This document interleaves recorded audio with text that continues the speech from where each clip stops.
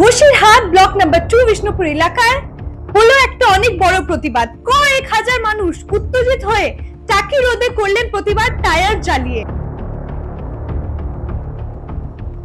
SIR নিয়ে বিভ্রান্তি ও লাগাতার হয়রানির প্রতিবাদে এইবার রণক্ষেত্রের চেহারা নিল বসিরহাট 2 নম্বর ব্লকের মাটিয়া থানা এলাকা।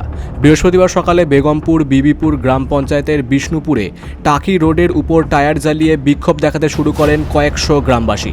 বিক্ষোভকারীদের অভিযোগ, এসআইআরের নামে দীর্ঘদিন ধরে তাদের চূড়ান্ত হয়রানির শিকার হতে হচ্ছে। প্রশাসনের কাছে বারবার জানিয়েও কোনো সুরাহা না মেলায় এই দিন বাধ্য হয়ে তারা রাস্তায় নামেন। হাতে প্ল্যাকার্ড ও ফেস্টুন নিয়ে বসিরহাট টাকি রাস্তা অবরোধ করায় যান চলাচল সম্পূর্ণ স্তব্ধ হয়ে যায়। রাস্তার দুই ধারে দাঁড়িয়ে পড়ে যাত্রীবাহী বাস ও পণ্যবাহী ট্রাক।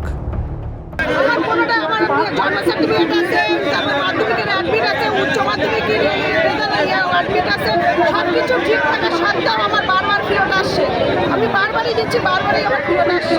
তিনটে যেখানে চাচ্ছি সেখানেই আমি দিচ্ছি। সব এই হ্যারাসগুলো কেন করাচ্ছে, কি জন্য করাচ্ছে সেটা সবাই সাথে বলা হোক যে কেন করাচ্ছে, কি জন্য করা হচ্ছে।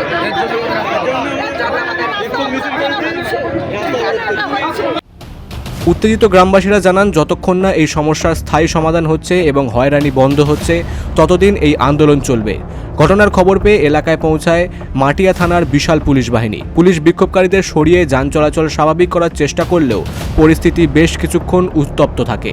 এলাকায় যাতে নতুন করে অশান্তি না ছড়ায় তার জন্য পুলিশি টহলদারি জারি রয়েছে। বসিরহাট থেকে আস্থা সিং এর রিপোর্ট, বিগ নিউজ বাংলা।